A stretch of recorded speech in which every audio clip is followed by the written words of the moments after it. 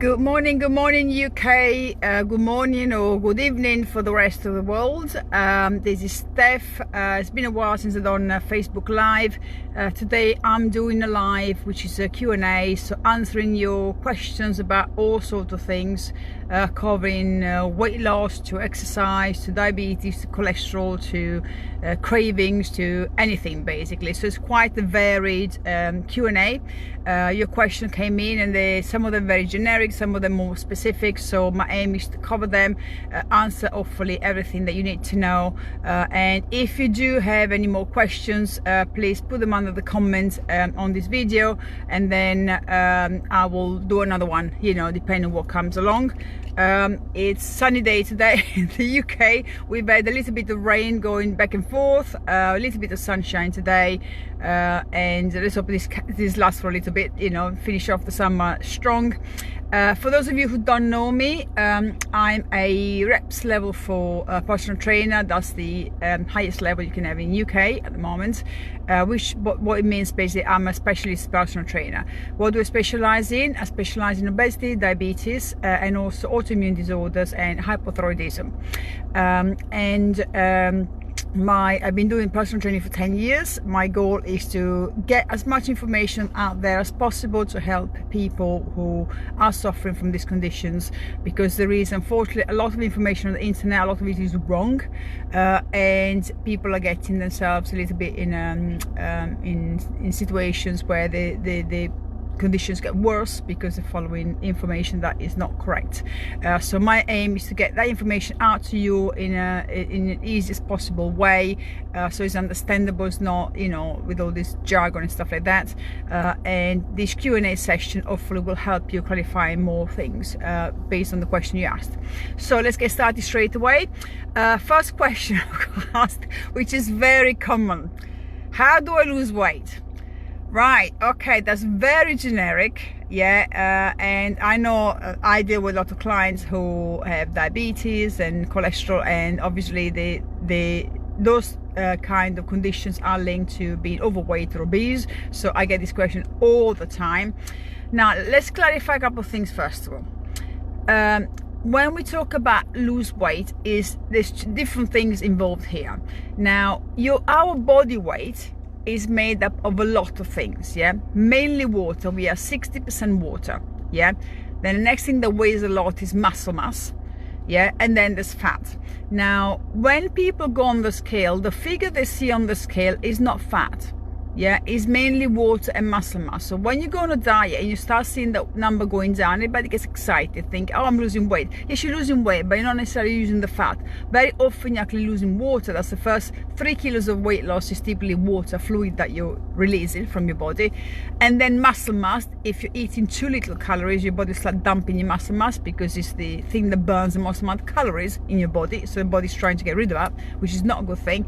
Then eventually fat comes off, So that is first clarification. So if you're basing your weight loss just on a scale, you're doing it wrong, So for you to determine whether the weight you're losing is good weight, i.e. fat, versus bad weight loss, muscle, you need to use other methods. So the scale will give you an indication, and then the most important thing, you need to take measurements. Why? Because if you take measurements of the areas that you want to improve, very often will be waist, but some women, if you're a pear-shaped woman, so you got big hips, then women want to measure the hips and the legs, so you take measurements at the same point every time. So for example, if you're measuring the waist, use the belly button as a guide. So every time you put the tape around the belly button, so that it's the same height every time, otherwise it can make a massive difference.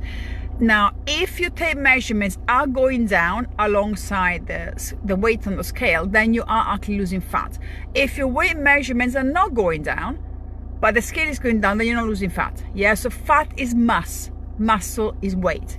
So that's one thing you need to understand. How do you lose weight? Right, there's many things that you need to control. First of all, first and foremost, the body works on the basis that it's what you eat, it has to burn. So if you eat too much for your activity level, the body's got no choice but to store it. So there's 3 main macronutrients: You got your carbohydrates, you got your proteins, and you got your fats. Yeah. Now, proteins are the building blocks. They're used for building blocks. The protein is used for everything in our body, from your muscle, repairing your muscle, because every time we move, exercise, we cause little damage in your muscle, and the muscle grows. So the body has to repair it. Use protein for that. They're used for bones as well. They're used to make hormones. They're used for many processes in the body. So the protein, look at the protein as the building and repairing macronutrients. The body can't use it for energy, not unless in certain circumstances, which I'll cover in a second, but generally speaking, proteins are for building and repairing, and partly for some of the processes used for the metabolic rate. Carbohydrates and fat are your two main fuel macronutrients. So what does it mean is that the body runs mainly on glycogen, which is stored glucose. Glucose comes from carbohydrates. So whenever you eat any form of carbohydrates, the body uses that for energy. Uses the glucose and carbohydrate for energy. But if you're sitting down on your backside all day, you're not using much energy. So the body, what it's going to do is going to store it and stores it as fat, for future use. Fat is the same. The fat is it doesn't get used. It doesn't go in glucose. The fat is fat, and it gets stored as fat if you overeat it. But the body can use fat for energy. So if, for example, you follow low carb diet, so where you got very little amount of carbohydrate, the body has no choice but to use fat for fuel. Those are two forms of fuel. That's why, if you're looking at weight loss, you do not want to have a diet that's based on high carbohydrate and high fat, because then what the body's going to do is going to use the carbohydrate for fuel and store the fat immediately, and you get fatter. So if you want to lose weight, you choose either carbohydrates and then you have a low fat, or high fat or low carbohydrates. So one of the two fuels is your choice. And I will cover later on, when we cover diabetes side, why high carbohydrate is not always a very good idea to go for. So those are the three macronutrients. Now, how does it all work? So basically, you got your basal metabolic rate. Basically, the basal metabolic rate is the amount of calories your body burns at rest. Imagine if you were to spend the whole day in bed doing nothing. Your body will be burning calories, and how many calories burns depends on how big you are, weight wise, and also how much muscle mass you have, because muscle mass burns a lot of calories. So if you are somebody who's fairly slim, but you got lots of muscle mass because you train regularly, or you're a bodybuilder, you'll burn a huge amount of calories at rest. But likewise, if you're somebody who's obese, so you're mainly fat, lots of fat, you still burns a lot of calories at rest, because your body has to maintain your fat mass. So your body has it has to work extra hard because of all these fats around. So the heart has to work extra hard, so it requires more energy.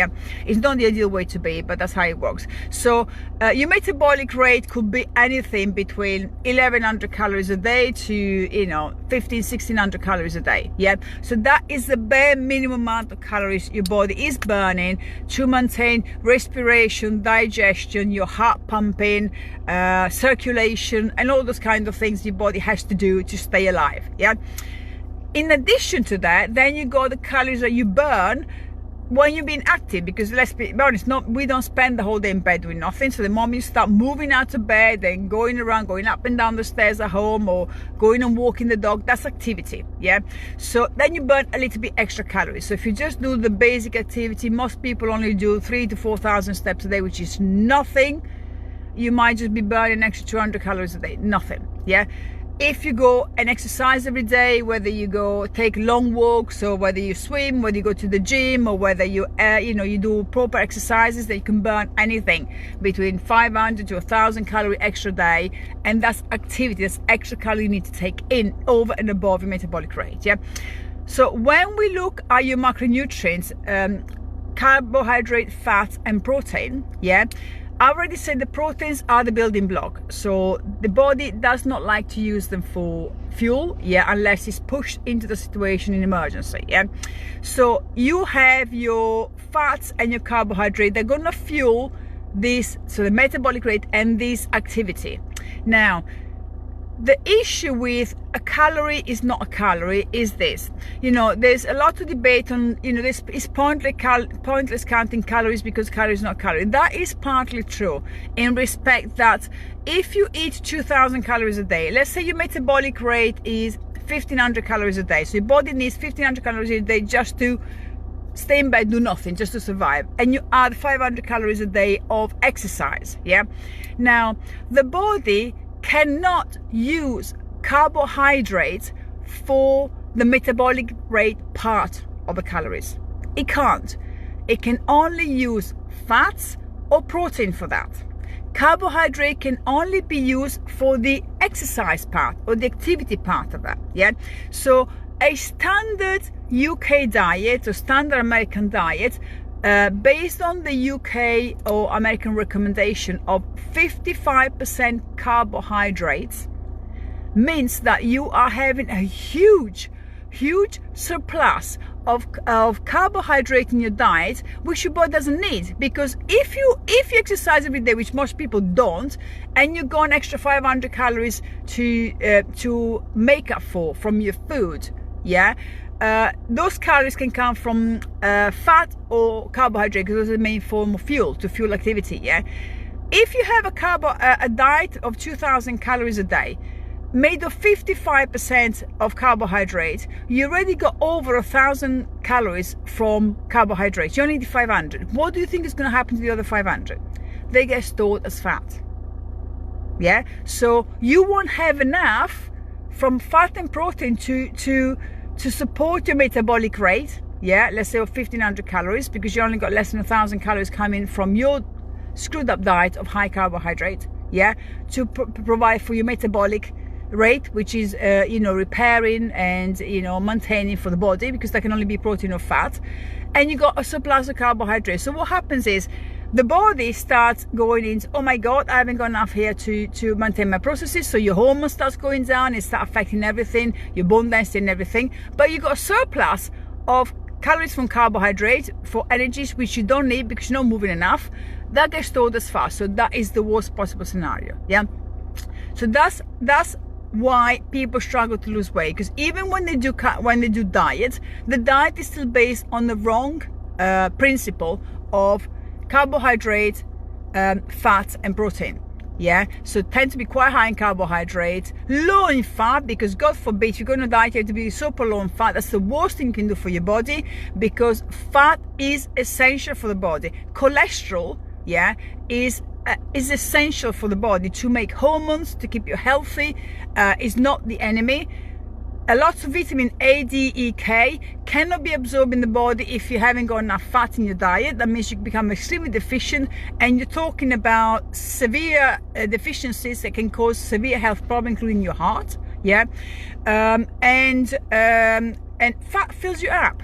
Carbohydrate don't fill you up. Carbohydrate make you hungry. Understand this. There are essential fatty acids that the body needs, omega-3, 6 and 9. Your body cannot produce, you have to get it from your diet. And there's essential amino acids which come from protein, again, that the body needs from food. There's no such thing as essential carbohydrate. Why do you think? Because the body does not need carbohydrate to survive. The body, that's the function of liver. The liver makes glucose if and when the body needs it. So the body is built in a way we can survive without carbohydrates. Does it mean that you're going to stay without carbohydrate for the rest of your life? No. I mean, it's a choice depending on your health. There are certain situations, especially autoimmune disorders, that require a very low carb diet, sometimes even at the exclusion completely of certain plants because people react to them. If you're diabetic, absolutely you want to go very low carb, because carbohydrate increases your insulin resistance, which makes diabetes worse. If you're healthy, and especially if your goal is to to bulk up and put more muscle mass and everything, carbohydrates make your muscle fatter. They give you more shape, and that's your goal. Great. I don't deal with bodybuilders. I deal with people seriously damaged metabolically, obesity, diabetes, heart problems, insulin resistance, all that kind of stuff, autoimmune disorders. Those people, must understand that carbohydrates need to be low to get your body to function properly, and they have to be natural carbohydrates. We're not talking about whole grain bread. Whole grain bread is not a natural carbohydrate, it's a processed food. We're talking about fruit, we're talking about, in moderation, because it's sugars, vegetables, yeah, that's what we're talking about. And by the way, carbohydrate are also part of the animal world. You know, eggs have got a small amount of carbohydrate. Organ meat, which are very good for you, the powerhouses of vitamins and minerals like liver and kidneys and brain, they contain some carbohydrates. So there is carbohydrate in the natural world anyway. Yeah, okay. So if you want to lose weight, first we have to understand what is your goal. Yeah, are we talking weight loss, just a little bit, you know, a few pounds here and there, you just want to tone up? Are you talking about you've got a disorder, whether it's diabetes, you're obese, whatever? So if you are looking to lose weight, you need to reduce your carbohydrate, only eat real foods. Yeah, keep your protein at the moderate level, because I told you protein is the building block for your body, involved in anything from muscle repair to the bones, yeah, and the hormones as well, yeah. And you need to have an idea how many calories you're eating, because is, you know, I know it's true that you cannot be 100% precise on calories, because you know, while we say the carbohydrate they got 4 calories per gram, fat has got 9 calories per gram, and protein got 4 calories per gram, that is inaccurate. Depending on what kind of fats you have, with saturated fat they got less calories as opposed to polyunsaturated fat. So if you're having vegetable oil, you got higher calories compared to having butter. Yeah, so there's all different kind of things, but that's a ballpark. You need to know what you're eating. You need to have an idea of what you're eating calorie wise, because if you're eating a surplus, even if you're eating healthy diet, but you're eating more than your body's burning, you're gonna put on weight. It's that simple. You know, if your body's got too much fuel, it's got to store it. You know, that's what happens. Yeah, so you have to have an idea, and you know, the best way to have an idea whether you're overeating is to use application like MyFitnessPal, or use MyFitnessPal and Chronometer, which is American application. There's got to be more options there, and just to get an idea of what, you know, let's say you need, I don't know, 1,500 calories a day to, you know, to be able to lose a little bit of weight, so it's slight deficit, yeah, compared to what you're burning. And if you record your food for, let's say, 3 months, then you will get an idea of what your portions for you are, right? So that then you don't have to record for the rest of your life, but then you get an idea of, a plate looks like this is the right portion for me. Because the other issue people have, not only they're eating the wrong food, they're eating too much of it. Yeah, and we got this habit of eating all the time, because God forbid, if you go for 3 hours without eating, we're going to collapse. We've got enough body fat on us. I mean, we are a nation of obese and diabetic. Yeah, let's be honest. We have enough body fat to keep us going for months without food. We don't die if we stay without food for months. There's actually been experiments of a person who did not eat for a whole year. Yeah, so the body surviving his own body fat. They gave him namely vitamins and electrolytes, yeah, so water obviously, for the whole year, because obviously the body needs it, otherwise everything collapses. Yeah, but that's an extreme experiment they did. But that's, understand that most people will be, especially people who are overweight or obese, they will have anything between 40 to 50% body fat on them. That will keep you running for months and months and months without food. So we're not going to die without food. We're going to die without water, but not without food. So don't be afraid of going for 6 hours without eating, because actually you should be going without 6 hours without eating, because the body needs the break, number one, and number two, gives your body a chance to use your own body fat rather than to continue giving fuel when you're not moving. Yeah, so that is covering the side, you know, how to lose weight. So calories, you need to know how much you're eating. You need to have the right things, so concentrate on good proteins and good fats, and reduce your carbohydrates. Yeah, eat real food and not processed food. Measure not on the scale only, because the scale will only give you a figure that means nothing. Measure using a tape measurement of the areas that you want to improve. And if a tape measurements go down, then you're losing fat. If a tape measurement don't go down, you're not losing fat, you're losing muscle mass. Yeah, okay. And understand the metabolic rate can be maintained only by proteins and fats, and carbohydrates are only used for fuel. So if you are not moving, you're dieting and you're not moving, then you're burning very little carbohydrates. You base your diet on just carbohydrate or very high carbohydrate, even if it's a low calorie diet, you are screwing up your hormones, and you're not going to be losing fat. Yeah, okay. So the next question was, what is a low carb diet? I already covered it a bit on this.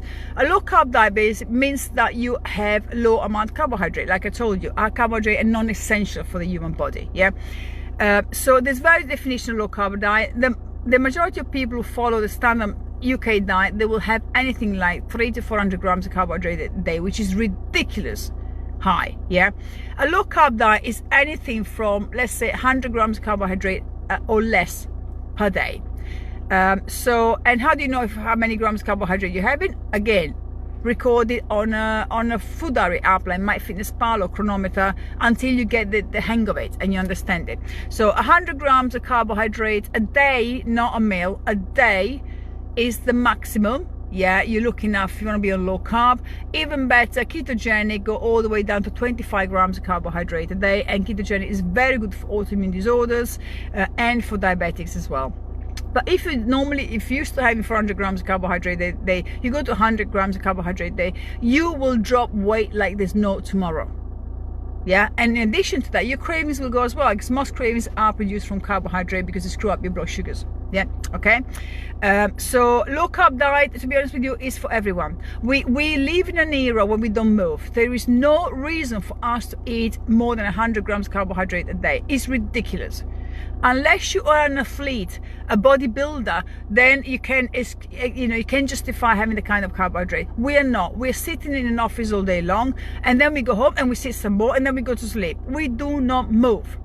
And I'm sorry, you cannot count walking from your station to your car as movement. No, it's ridiculous. That's nothing. That's 10 minutes walk, because most people park as close as possible to the station, because God forbid you do 3 extra steps, it's going to kill you. Yeah. So you cannot use that as an exercise. You cannot consider it just enough activity. Yeah. So there is no excuse for anyone to have a high carbohydrate diet. Just the reason. I'm sorry. So if you want to have optimal health, if you want to lose weight, you have to drop this carbohydrate. And the carbohydrate must come from non-processed food, from real food. Yeah, okay. So what is real food? Very simple. I've got a very simple definition. If it didn't walk, it didn't fly, it didn't swim, didn't grow from a tree, or didn't grow from the ground, is processed food. So basically everything that comes in the supermarket, 2/3 of your supermarket, packaged food, it doesn't matter if it says healthy on it, cereals are not healthy, cereals are processed. And contrary to the UK guidelines for diabetics and for dietary guidelines for everyone, where it says, it's okay to have bread and pasta provided is whole grain, I'm sorry, that's BS. That is not true. That's processed food. For the UK dietary guidelines to say that is really screwing the nation. That's why in the last 20 years, we are now in a situation that by next year, the obesity we will have doubled obesity, and we will have 70% of men, they're going to be overweight and obese, and 80% of women, they're going to be overweight and obese. We have managed to triple the amount of diabetics in the last 20 years because of those guidelines. So you follow those guidelines, you become obese or diabetic or worse, or heart disease and everything else. You want to stay healthy, you have to eat real food. Bread does not grow from the ground or from a tree. Yeah, people say, yeah, grain does. No, I'm sorry. Grain is manufactured by men, yeah, and it's processed into bread and into flour. Yeah, grains that are natural grain would be rice and quinoa. Now you want to have some of those, fine, as part of your low carb grain, as part of your carbohydrate, fine. But I'm not talking about white rice that's refined. Whole grain rice as it comes, wild rice as it comes in nature, quinoa. Yeah, if you can tolerate this, if you got an autoimmune disorder or if you suffer from hypothyroidism, you stay away from grains. They are a big no-no. But if you haven't got those conditions and you just want to lose some weight, they're fine. Yeah, but don't get the white version that's highly refined. Yeah, okay. So that covers the that part of the real food. Another question I got: why is my body not changing despite exercising daily? Okay, right. The big myth about exercise. It doesn't matter how many hours you spend in the gym or how many classes you do a day, a week, how many times you run. It makes no difference. Your body is a survival machine. The body adapts to any stimulus you give it within 4 weeks. So if you go to the gym, and I see this all the time, yeah, I go to the gym every day, yeah, and I see the same people doing the same thing over and over and over and over again. And there are two issues with that. Number one, the people stay in the comfort zone. So I can see, tends to be mainly ladies, but sometimes some guys as well. They go to the gym and they go on the cross trainer and they pound the cross trainer for 45 minutes an hour while they're chatting to the person next to them, their friend. That's not exercise, that's waste of time. If you can chat to your friends and go on the cross trainer for an hour, you are wasting your time. That means that's too easy, it's doing nothing. It's burning a little bit of calories, but it means nothing, absolutely nothing. So when you exercise, it's got to be challenging. If it's not challenging to the point where you cannot hold a conversation, you are wasting your time. It has to be uncomfortable. If it's not challenging, it's not uncomfortable, it will not give you results. You might feel better because I've been in the gym, I've done an hour cross trainer, so I've done my workout. No, you just expend a little bit of calories. And to understand, giving an indication of what this means, the first time you do an exercise, let's say for the first time you go to the gym, you do an hour on the cross trainer. First time you do it, it's going to feel hard, yeah, because you've never done it before. And your body, let's say, might spend on average, say 500 calories to do that hour cross trainer, yeah. You keep on doing that every day or every 2 days or 3 times a week, whatever, for the next 5-6 months, whatever. And it becomes easier. Then you can start having conversation with people. It's got no bed, it feels good and everything. And get what? Your calorie expenditure gets less and less and less, till eventually you might only just expend 100 calories doing that 1 hour work. What a waste of time. Why? Because the body learns. The body's clever.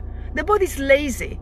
The body learns to do the same activity using the least amount of calories, of energy, because it wants to survive.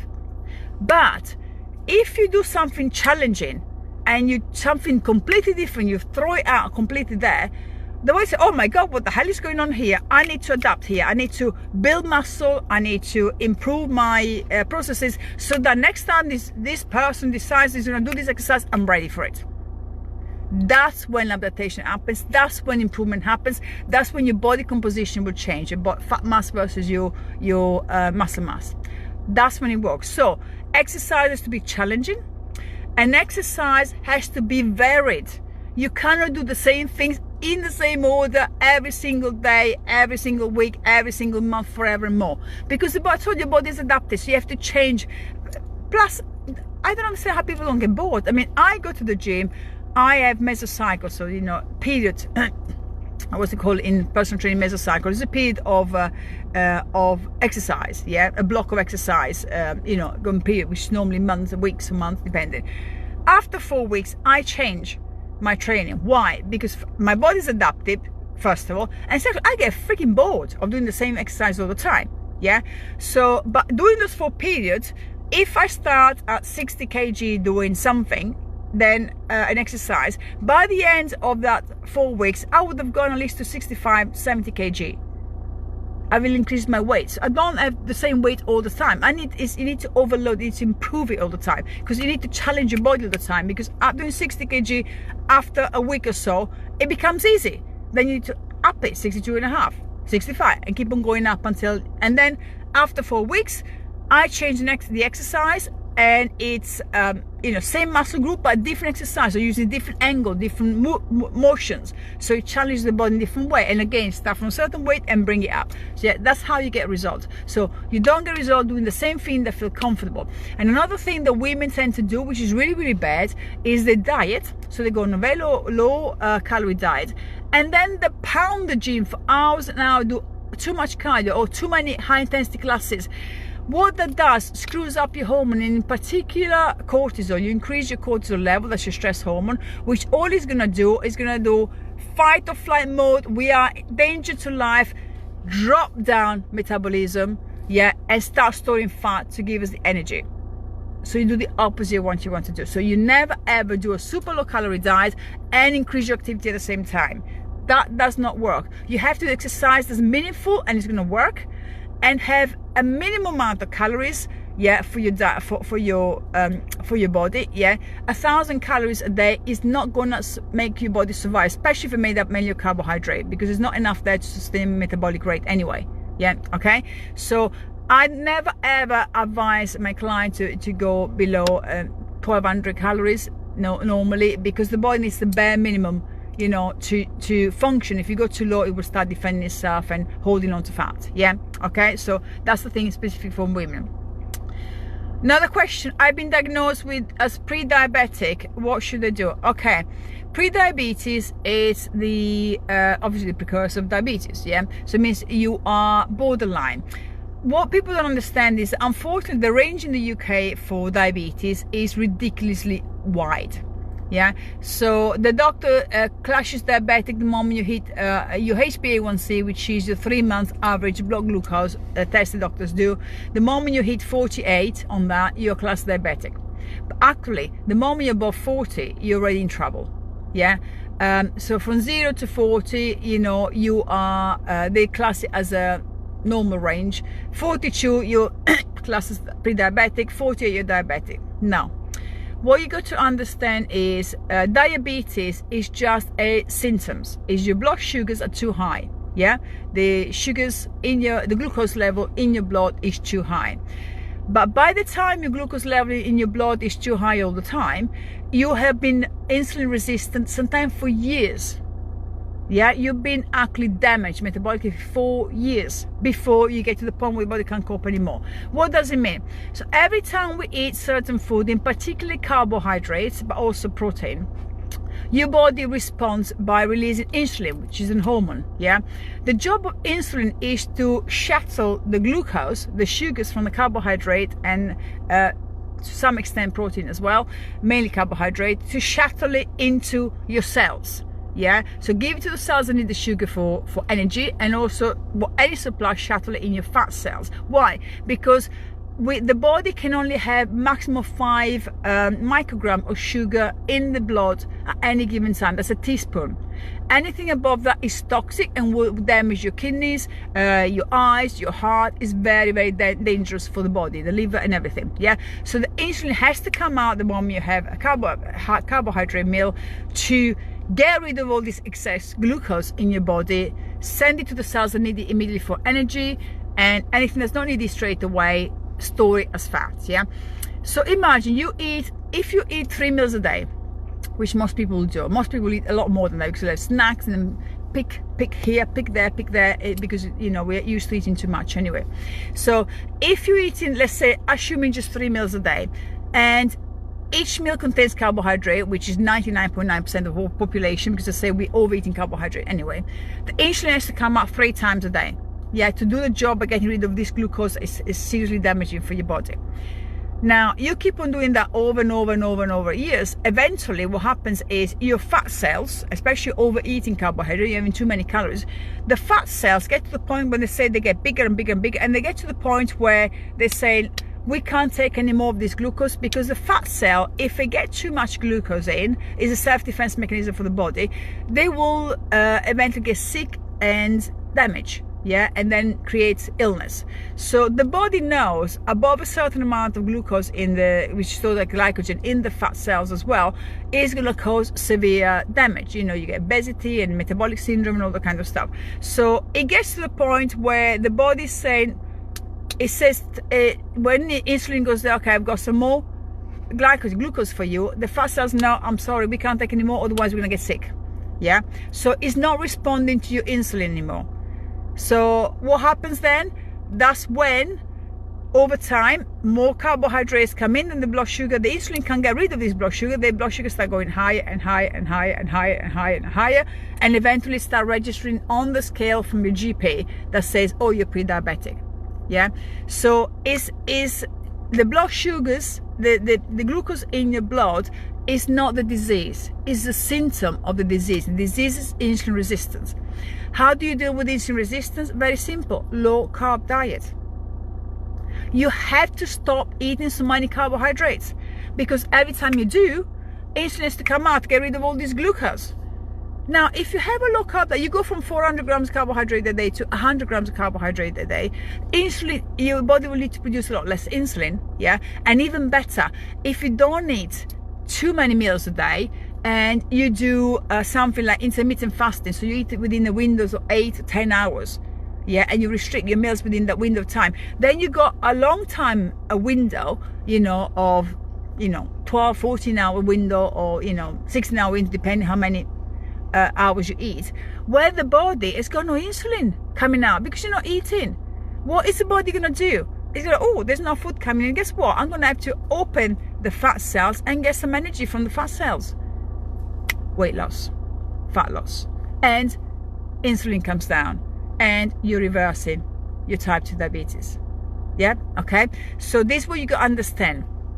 So the moment in any range that you do for your blood test, whether it's HbA1c, which is your 3-month glucose levels, whether it's the thyroid, but all these ranges are really, really wide. The optimal place is in the middle. Yeah, so the doctor will not do anything until you've gone past the highest figure, but by then you're chronically ill. By then the damage is being done. But the good news with diabetes, especially if you're pre-diabetic, or you've just been diagnosed as type 2 diabetic, or you've been type 2 diabetic just for a short period of time, maybe 2 or 3 years, you can reverse it quite easily with a low carb diet. Now, if you've been type 2 diabetic for many, many, many years, and you're on fairly high dose of metformin, it's going to be harder, because what happens with type 2 diabetes is that your cells that produce insulin in the pancreas, the B cells, there's 2 issues. Number 1 is your body is not responding to your insulin. Number 2, those cells get damaged by the diabetes as well, yeah, and by the metabolic syndrome. So some of the cells die, so you're actually not producing enough insulin. And eventually with type 2 diabetes, if you don't change your diet, the medication has to increase all the time, which by the way is the wrong medication, because why would you give your body more insulin, yeah, to try to push that glucose into fat cells who are already so ill and so damaged that is causing more problem, instead of just removing the problem, which is insulin resistance, yeah, and eating less carbohydrate to reduce the amount of time insulin has to come out. Instead you're giving more insulin, so you're compounding the problem. So if you're type 2 diabetics and you just rely on your medication, diabetes will get worse and eventually will kill you. And if it doesn't kill you, it'll rob you of limbs. You lose limbs, you lose your sight, and it's an awful way to die, a very slow way to die, awful way to die. Yeah, so if you're type 2 diabetic, you have to fix your insulin resistance. You have to come off that medication. Yeah, and you can do that through diet and activity. And by change your diet to low carb diet, eat only real food, move more, exercise. Yes, because type 2 diabetic must exercise, you know, because type 2 diabetic, you know, some people think, well, I can't exercise because I'm type 2 diabetic. No, you must exercise. That's one reason why you're type 2 diabetics. Yeah, you must exercise and move. Then you'll be able to slowly reverse the insulin resistance. You become insulin sensitive, and your medication can start coming down. And then depending how many years you've been type 2 diabetic, if your body truly has lost too many of these B cells to produce insulin, you might have to stay on a little bit of insulin, your medication, to help your body. But if you have been type 2 diabetic just for a few years, or you at the beginning of it, you can reverse it completely and come off medication completely. Yeah, type 1 diabetic is different. Type 1 diabetic is an autoimmune disease. That means you just haven't got those cells.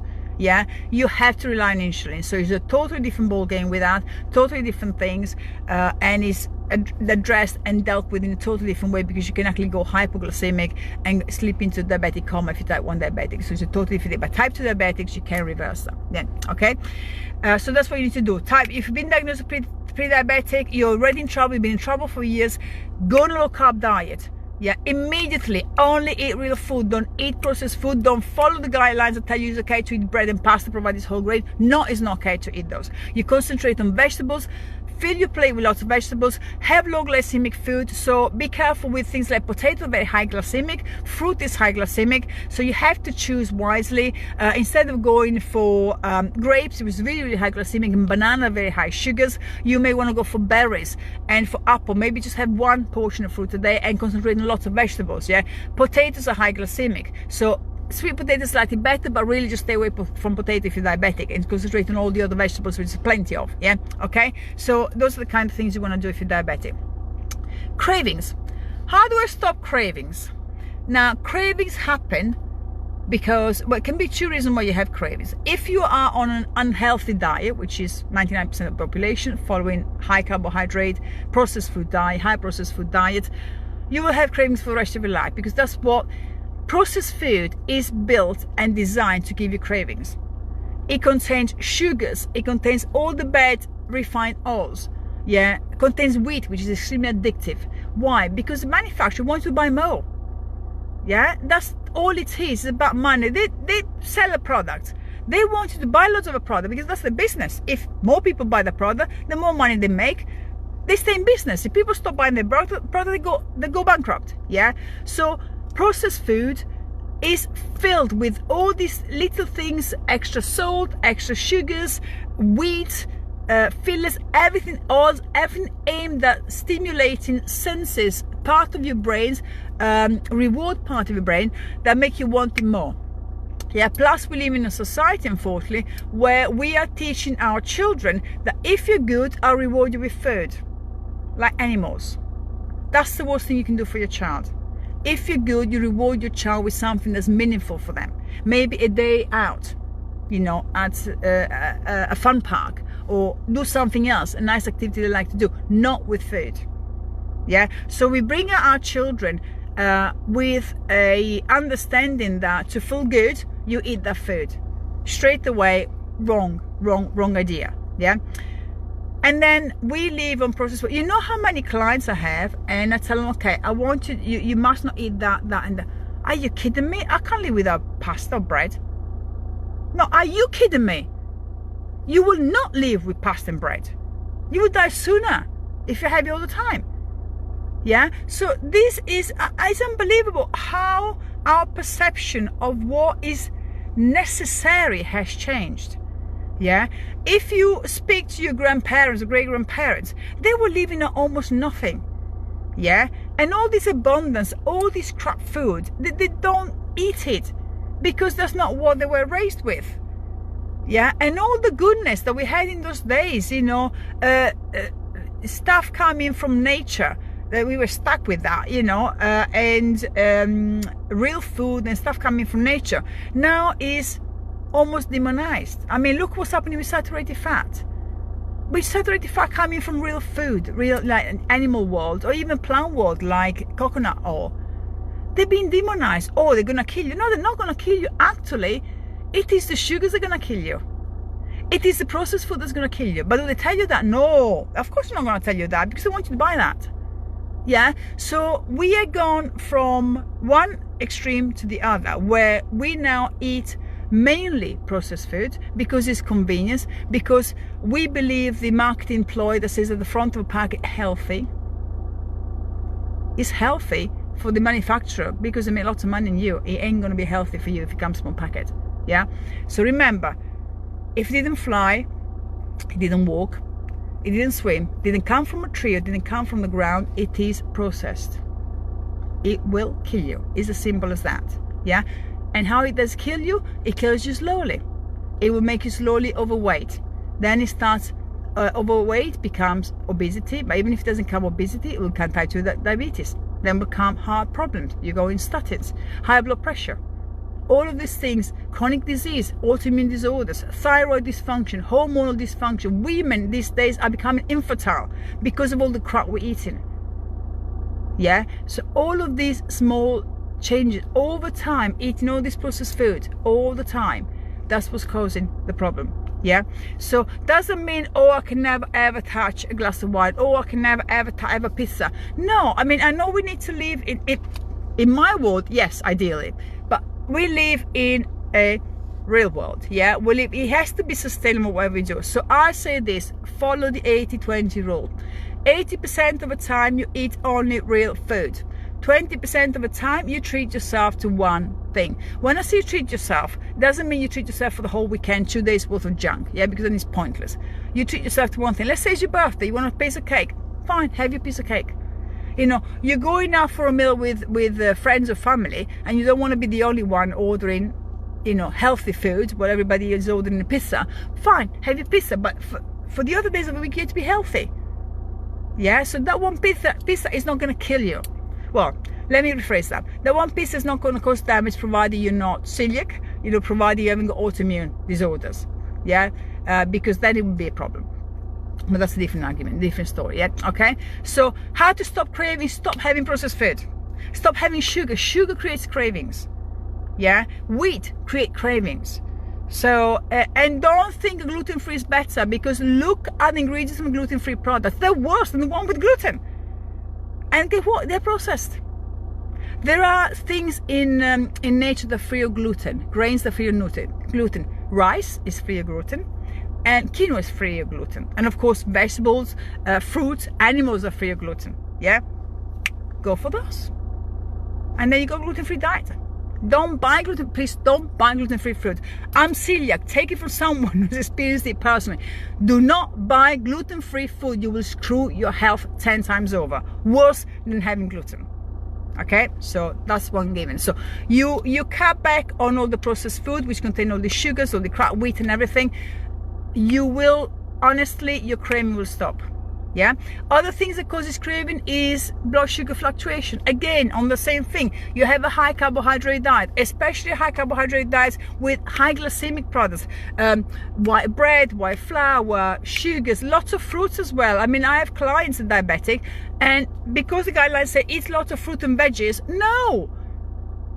You eat a lot of fruit. Fructose is just as bad, although it's natural, it's just as bad as having a tablespoon of sugar. The body does not understand you had fructose versus you had sugar. Yeah, it is, or versus you had whole grain rice, which supposedly is better. Yeah, when glucose comes into the body has to respond the same way with insulin. Although fructose is slightly different, because fructose goes straight to the liver, even worse. So insulin doesn't get involved, goes straight to the liver. The liver has to deal with that. And guess what? Too much fructose equals fatty liver. Precursors then of metabolic problems, precursors of heart disease, high triglycerides. Yeah, yes, high triglyceride, cholesterol problem does not come from fat, it comes from carbohydrate, fructose, and refined vegetable oils. Canola, sunflower, safflower, rapeseed, soybean, all the crap. Yeah, okay. Right. Another question. I'm on statins. Should I follow a low-fat diet? No! I just covered that. Now, statins is the medication you're given when you got high cholesterol. There is a bit of an issue now, and there's more research going into this, and we're hoping that doctors will eventually understand this better. But there was if you go on my Facebook, you will see a interview I posted with, it was Dr. Mercola, American doctor, interviewing Dr. Malhotra, a UK cardiologist, which covered a little bit of cholesterol as well.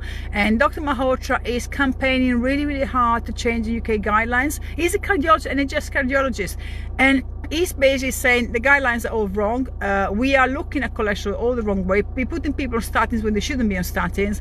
And most importantly, our guidelines, guidelines are wrong. We need to go low carb. Yeah. So I posted a few days ago, go back and have a look at that very good interview. It will clarify a lot of issues, a lot of questions, but have a look at that. Yeah. So statins. Now, the doctors look at cholesterol. Cholesterol panel includes total cholesterol, HDL, which is so-called good cholesterol, LDL, which is so-called bad cholesterol, but it's not, triglyceride, which is the bad cholesterol. Yeah. So what the doctors do, they look at the total cholesterol, and they say, oh, that's too high. Now, you need to go on statins. Now, statins, first of all, and this was covered by the interview with Dr. Malhotra as well. Statins are actually very ineffective as a drug. Statin, first of all, should only be prescribed to somebody who's already suffered a heart attack. Yeah, number one. And then when they actually tested statins and they did a trial with statins, they showed that they could only prevent heart attack in 1 out of 83 people. That is rubbish. That is rubbish. So it's just over 1% effective at stopping a heart attack. In people who already had heart attack. If you haven't had a heart attack, then totally ineffective. But what statin will do, statin will cause more damage than good, because statins have been linked with type 2 diabetes, increase your insulin resistance. Yeah, deprive your body CQ10, which is actually paramount important for the heart to function properly. Yeah, they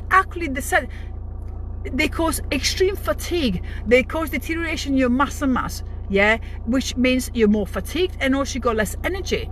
And most people on statin for a long period of time, they feel completely exhausted. They feel really, really bad, and they report symptoms and side effects that are unacceptable for the benefits statins give you. So doesn't mean you should come off statin. No, of course you follow your cardiologist. Yeah, everybody's different. What I'm saying is, if a doctor tells you your cholesterol is too high and you should go on statin, challenge that.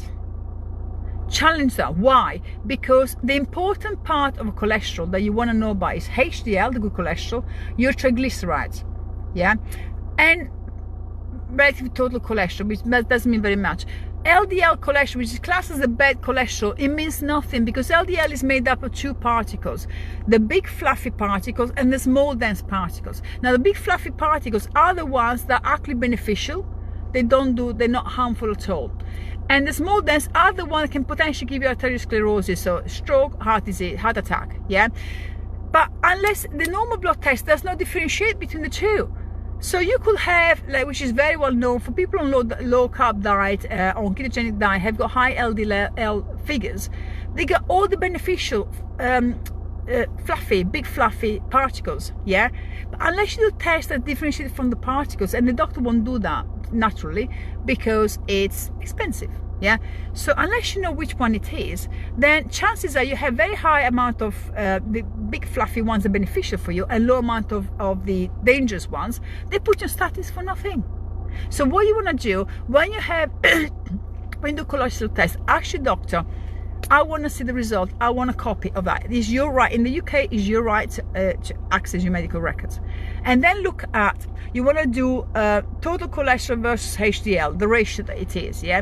And you'll be able to see based on the ratio whether you're healthy or not. If your HDL is very low and your triglycerides are high, you're in trouble.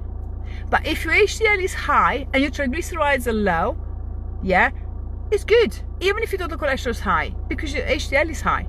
Yeah, so you need to interpret those results before you take advice. And to be honest with you, the GP should not be advised on this. GP are general practitioner, which is, they know a little bit everything, but they're specialists of nothing. They should refer you to a cardiologist.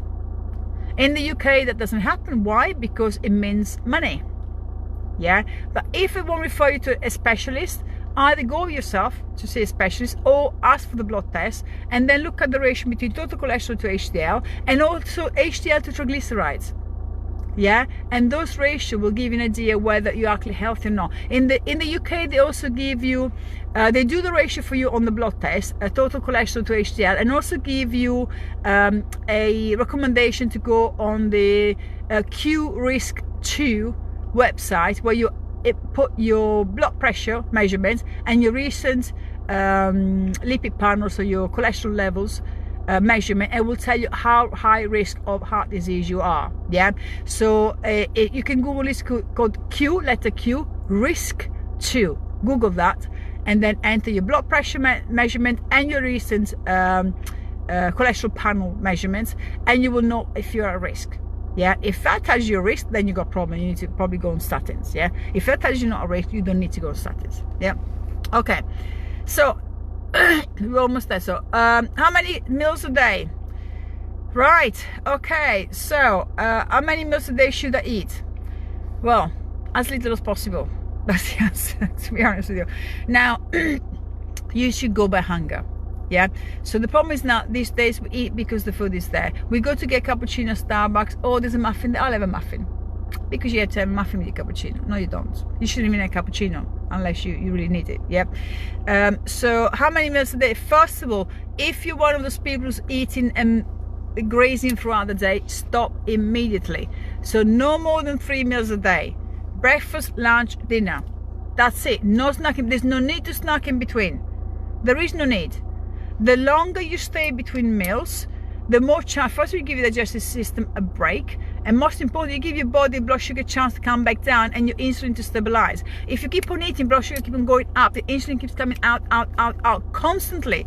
That's the best way to give yourself type 2 diabetes, insulin resistant and type 2 diabetes eventually. Yeah. I will recommend everyone, so the human body is not built to eat all the time, yeah. I will recommend everyone should be doing a bare minimum of 12-hour fasting, which is very simple. That means you don't eat at night.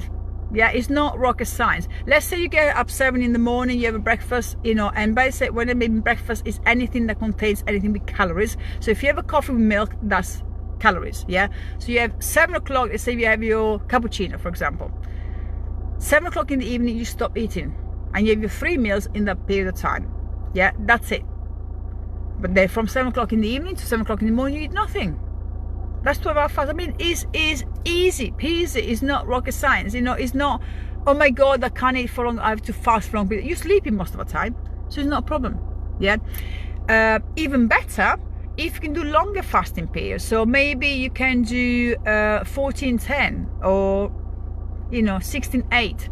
So you eat for 8 to 10 hours and you fast for remaining 14 to 16 hours. Yeah.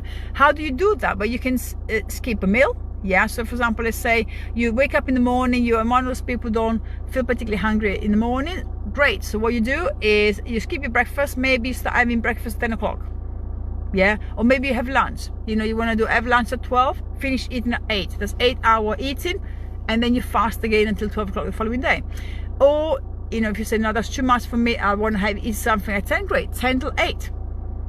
Yeah, so that's 10 hours eating, 14-hour fasting. Then you don't eat anymore after that, yeah? So by doing that, you get your body, first of all, you give your digestive system a break that it needs. During the period of time you're not eating, your body is forced to use fats. Guess what? You stored fat for your energy and you lose weight. But most importantly, your insulin level gets stabilized, your glucose level gets stabilized, and you go from a potentially insulin resistance position to insulin sensitivity position. Yeah, your health benefit tenfold.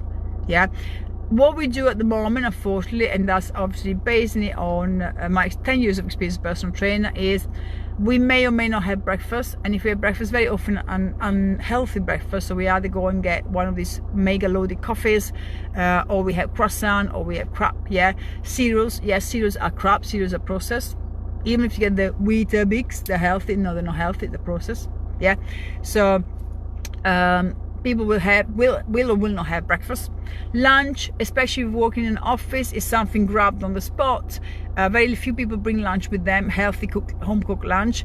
Sandwiches, crisps is a common thing. Drink, you know, piece of fruit maybe, or some people go for salads, and while salad might be healthy, the sauces they put on them or the condiment they put on there are totally unhealthy. You know, chocolate bar is that kind of thing.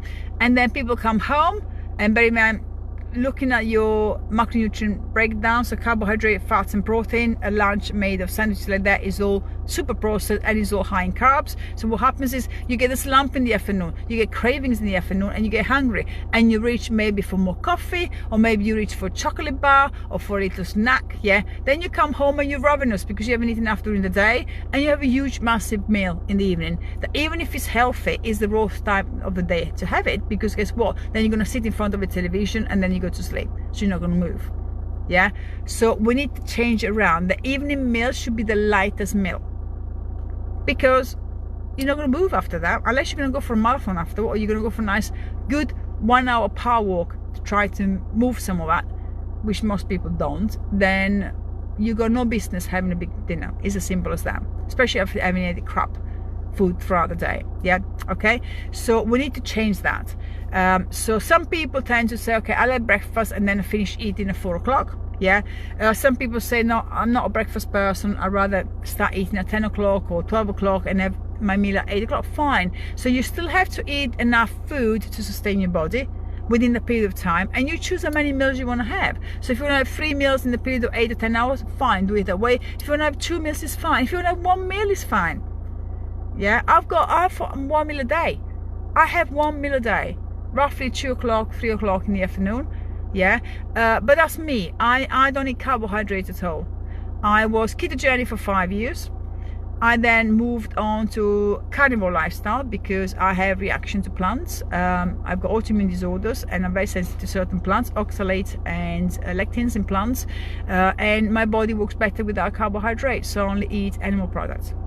And when you eat only animal products, your society, so your hunger levels reduce a lot, because guess what? Carbohydrates won't make you hungry. Yeah, doesn't mean I say you should have 1 meal a day. No, it's not good for everyone. Depends on what your goals are, and also certain conditions. With women especially, it might cause some disruptions in your hormones if you just have 1 meal a day. Yeah, it depends on how if you eat a high carb diet and you only have 1 meal a day, which is almost going to be impossible because you're going to be starving all the time with a high carbohydrate diet, you're going to screw your hormones. So you have to follow your hunger. So the best way to know whether a diet is working for you is to follow the HEC system. Yeah, H stands for hunger.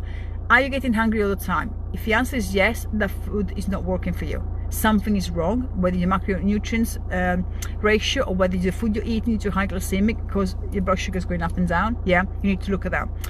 E stands for energy. So if you're feeling tired all the time, sluggish, something is wrong. So either the food you're eating is giving you the wrong energy, so sugars, they give you high and followed by a low, yeah, or it's deficient in micronutrients, so vitamins and minerals, and so your hormones, your energy levels are, suffering because of that. Yeah. And C is cravings. So if a diet is giving you cravings, we just covered cravings, that means it's wrong. There's something wrong there. Yeah, sometimes cravings are due to is your body's way of telling you that you've got deficiency, a micronutrient deficiency. Maybe you lost certain minerals and vitamins. Yeah, I had that over a period of time when I started doing carnivore, and I wasn't eating, I wasn't having enough vitamin D, and I started craving things like eggs and dairy products. And I couldn't work out. I thought maybe it's the fat I'm craving. It turned out it was a vitamin D. So when I did a test, my vitamin D was a bit low. So I just increased eggs. You guess what? Because I can't have dairy products, are not good for me. Yeah. So I have now egg yolks, 4 egg yolks every day. My vitamin D is brilliant. And guess what? My cholesterol is very low. My triglycerides are low.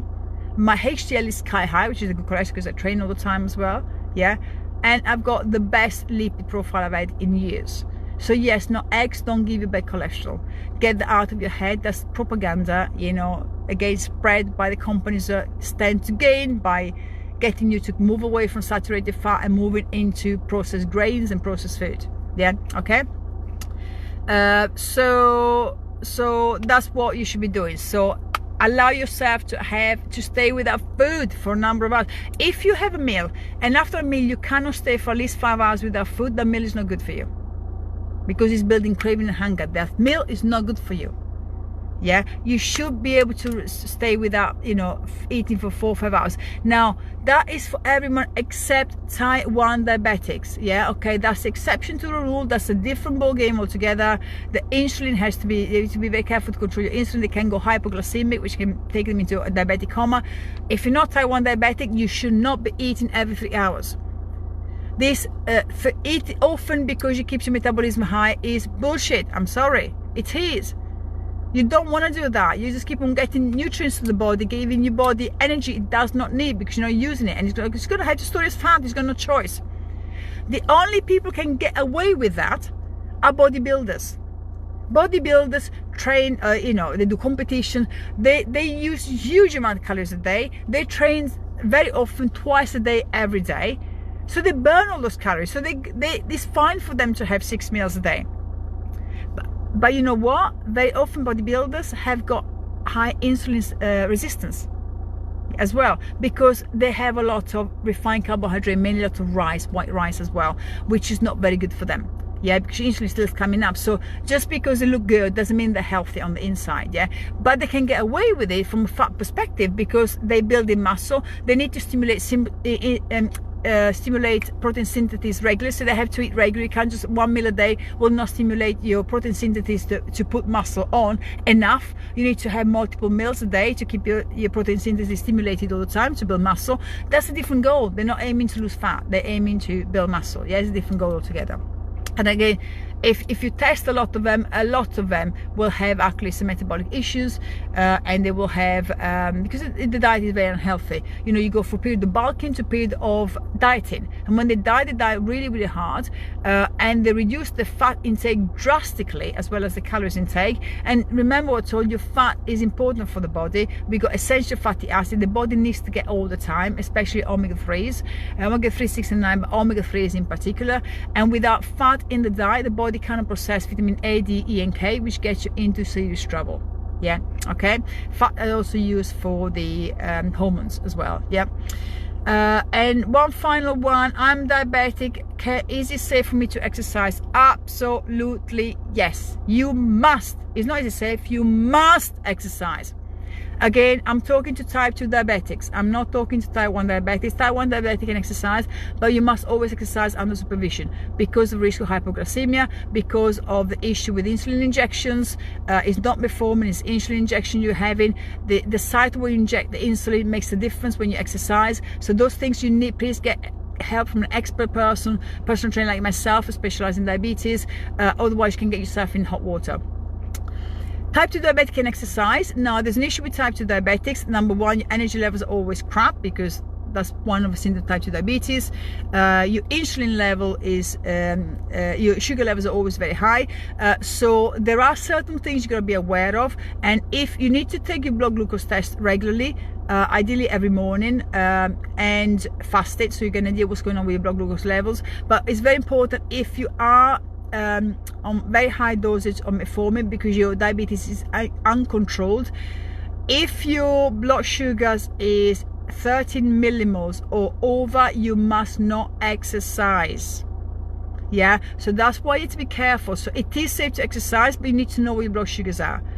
And if you're not sure what exercise is okay, because with type 2 diabetics, as well type 1, but type 2 diabetics, certain forms of exercise are particularly good. Other forms create more problems than good, can make your blood sugar drop too quickly and you feel sick, or it can increase your blood pressure too much, which very often high blood pressure is linked to type 2 diabetes.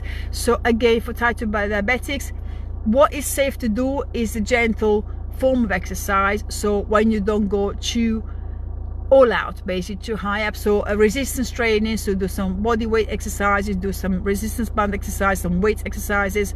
Cardio wise, keep it within the fat burning zone, so where your heart rate is high enough to challenge you but not so high you can't catch your breath and you're struggling, start feeling dizzy. Because if you do that kind of exercise, you need to have a personal trainer with you. I do the kind of exercise with some of my diabetic clients where we go really, really high intensity. I'm there to monitor what's going on. And if I see that that person is not doing well and start feeling dizzy, we stop immediately. If you do it by yourself, you can get yourself in trouble water. Yeah. So activity, type 2 diabetes, the guidelines these days have changed. So not only they want to do 30 minutes of exercise that increases your heart rate every single day. So we're talking about power walking, swimming, where your heart rate is high enough so that you struggle to hold the conversation, to catch your breath multiple times to get conversation, but you're not so high enough that you're about to pass out. Yeah.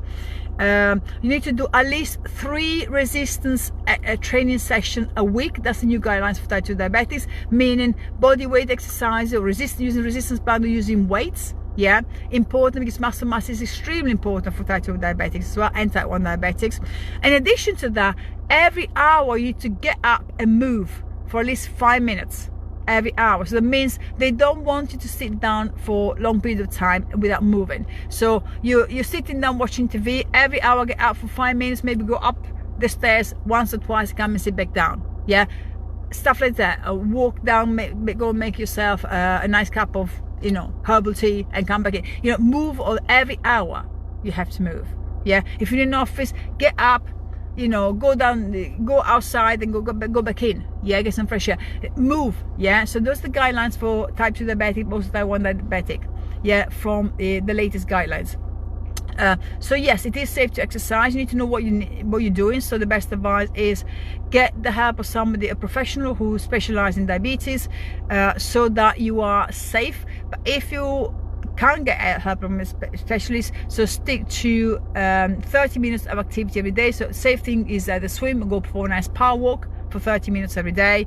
Do 3 sessions a week where you do it for at least 30 minutes of body weight exercises, sit up, press up, squats, daily activity, daily evening activity that you build your muscle. Use a little bit of weight resistance band to add resistance as you get used to the exercise, and move every hour. That's the bare minimum. Yeah.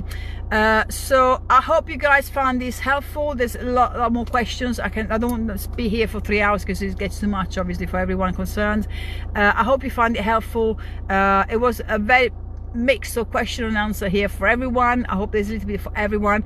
If you need help, if you're diabetic, obese, or if you've got autoimmune disorders or hypothyroidism, you need help both on the diet and on the exercise side of things. That's what I specialize in, and I do have specialist programs for people. You don't have to be in the UK. You can do face-to-face, obviously in person in the UK. If you live anywhere else in the world, I've got online programs for that, so we can do it online and help you through online with 12 weeks programs. But most importantly, please share this live with anyone you know who suffer from any of this condition, or anyone that you know is struggling to lose weight, or struggling to improve their health, or struggling to get on with things, and maybe they've been just diagnosed with diabetes and they don't know what's going on because the information out there is totally confusing. Pass this video to them, share it with them so they get some information, hopefully that will help them. I usually put all your comments in the comments box. Has it been helpful? Has it not been helpful?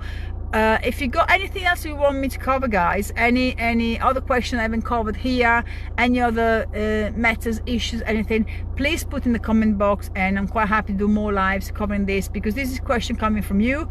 This is question that are relevant to you and it will help you the most, so I'm quite happy to do that. Yeah. Okay, and apart from that, have a great day. I need to go and do my workout now, leg day today. Oh god, I'm not looking forward to that. It's hardest one of all the lot, but it's part of what I do, so it's part of my goals as well. As I say, you can't stay in your comfort zone. You have to push out the comfort zone if you want to get results. That's me on leg day. Okay, so I can see a few people here. I don't know if you're still online. I've got Rana, Fazal, Amita, Milan, Elena, Shai, Jane, and so forth. Thank you for coming on the live, and thank you for listening. And as I said, spread the information for anyone who needs it, and I hope you have a great day, and I'll see you soon. Bye.